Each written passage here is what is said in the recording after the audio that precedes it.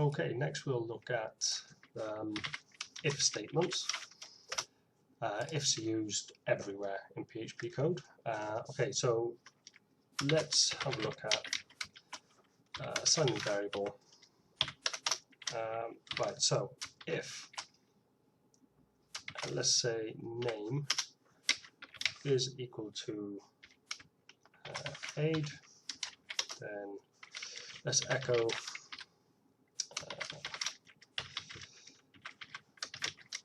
favorite color is green, else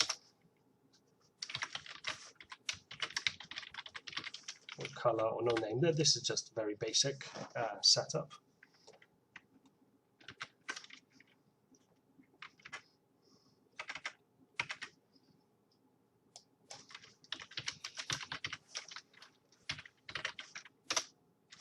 Okay, we can also add in else if, and then we say name is equal to,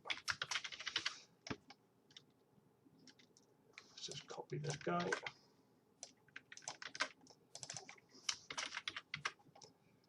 So you're checking if the name is one name or the other. Failing that, then you put no name assigned. Okay, let's check that out. Okay, so we know that person is aid, and now if we change this to Sammy, there we go.